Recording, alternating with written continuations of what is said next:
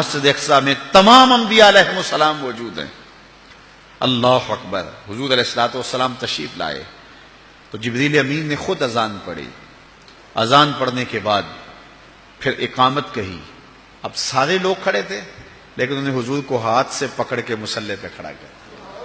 اللہ اکبر، دیکھو بہت سارے لوگ ہوں، ایک متعین امام ہو تو وہ تو مصلی پہ کھڑا ہوگا ہی ہوگا۔ اب آپ سارے لوگ آئے ہیں تو میں نماز پڑھا دوں تو میں تو پڑھاؤں گا ہی پڑھاؤں گا، یہ تو کوئی کمال نہیں نا۔ کمال تو بنتا جب سارے علماء ہوں، پھر پتہ چلتا ہے کون مصلی پہ کھڑا ہوتا ہے۔ اب سارے ہی نبی ہیں، اللہ اکبر، ان میں نوح نجی اللہ بھی ہیں، ان میں موسیٰ کلیم اللہ بھی ہیں، ان میں عیسیٰ روح اللہ بھی ہیں، آدم صفی اللہ بھی ہیں، حضرت یوسف علیہ السلام بھی چراغ حسن لیے کھڑے ہیں، صفیں بنی ہوئی ہیں۔ اب پتہ چلے گا نا مصلی پہ کون کھڑا ہوتا ہے۔ فقہی اصول کیا ہے؟ مصلی پہ احق بالامام عالمہم بالسنہ، جو جب سارے لوگ پڑھے لکھے ہوں تو پھر امامت کے مصلی پہ کون کھڑا ہوگا؟ ہمارا فقہی اصول یہ ہے کہ جو سب سے بڑا عالم ہوگا وہ مصلی پہ کھڑا ہوگا۔ تو پھر جب سارے نبی کھڑے تھے اور وَعَلَّمَ آدَمَ الْأَسْمَاءَ كُلَّهَا کا تاج بھی سر پہ رکھے ہوئے تھے، لیکن مصلی پہ حضور آئے، اس بات کا اعلان ہے صف انبیاء میں سب سے بڑا عالم ہے تو آمنہ کا لال ہے۔ اچھا، سارے اگر عالم ہوں تو پھر امامت کا حقدار کون ہوگا؟ ثم اورعہم، جو سب سے متقی زیادہ ہو وہ مصلی پہ کھڑا ہو۔ اللہ اکبر، اب ہزار مہینے تک جو ہے وہ عبادت کے لیے کھڑے ہونے والے انبیاء بھی موجود ہیں، لیکن مصلی پہ کون کھڑا ہوتا ہے؟ حتی تتورم قدما، وہ محبوب کہ جب وہ مصلی پہ کھڑا ہوتا ہے رب کہتا ہے چادر اوڑھنے والے محبوب ساری رات جاگا نہ کر، کبھی سو بھی لیا کر۔ اس محبوب کو مصلی پہ کھڑا کر کیا جا رہا ہے۔ اچھا، اگر سارے متقی ہوں تو پھر امامت کا حقدار کون ہوگا؟ ثم اقرأہم، جس کی قرات اچھی ہو، جو پڑھتا اچھا ہو۔ اب صف انبیاء میں حضرت داؤد علیہ السلام بھی موجود ہیں، کہتے ہیں جب پڑھتے تھے جانور رک جاتے تھے۔ اللہ اکبر، اللہ نے ان کو جو لہجہ دیا ہوا تھا، لیکن مصلی پہ حضور کو کھڑا کیا جا رہا ہے۔ اس لیے کہ حضرت ابو موسیٰ اشعری رضی اللہ تعالیٰ عنہ فرماتے ہیں فجر کی نماز تھی، حضور تھے، سورہ والضحیٰ کی تلاوت تھی، ابھی تک نشہ ہی نہیں اترتا۔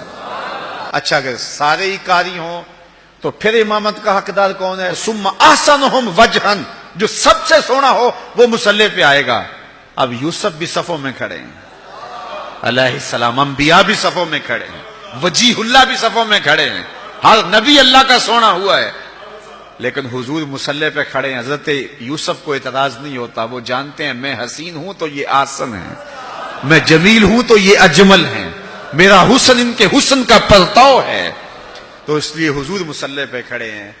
اچھا، یہاں ایک بات اور بتاؤں گا اگر آپ کی توجہ ہو، یہ جو میں نے آپ کے سامنے ضابطہ بیان کیا ہے یہ استحبابی ضابطہ ہے، اس کے برعکس بھی ہو جائے تو نماز ہو جائے گی۔ بڑا سونا جمیل حسین پیچھے کھڑا ہو اور کالے رنگ کا جو ہے وہ نقوش بھی خوبصورت نہیں ہے آگے کھڑا ہو تو نماز ہو جائے گی، کوئی حرج نہیں ہے۔ اچھا قاری پیچھے کھڑا ہو، کم درجے کا قاری مصلی پہ کھڑا ہو، نماز ہو جائے گی۔ بڑا پڑھا لکھا عالم دین پیچھے کھڑا ہو، کم درجے کا عالم آگے کھڑا ہو، نماز پھر بھی ہو جائے گی۔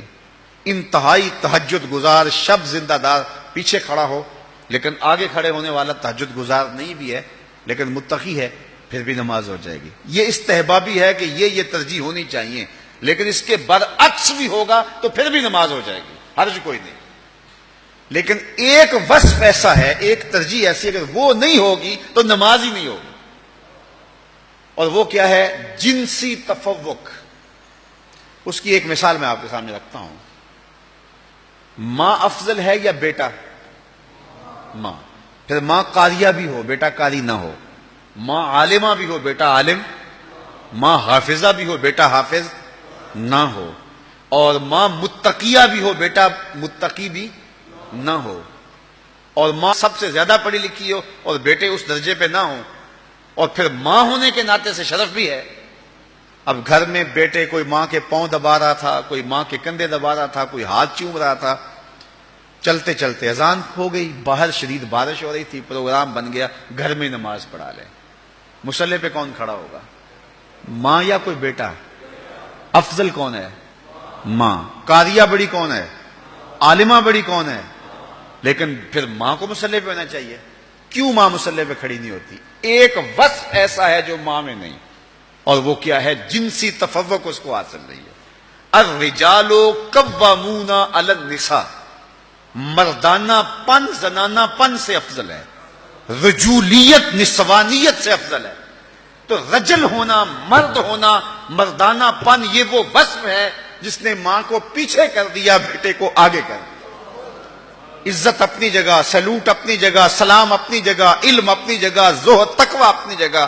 بیٹے کہیں امی ہاتھ جڑے ہیں، تیرے پاؤں بھی چومتے ہیں، تیرے تلووں کا دہن بھی پیتے ہیں، لیکن یہ ہماری مجبوری ہے، مصلی پہ ہم نے جانا ہے، اس لیے کہ جنسی طور پہ فضیلت ہمیں حاصل ہے۔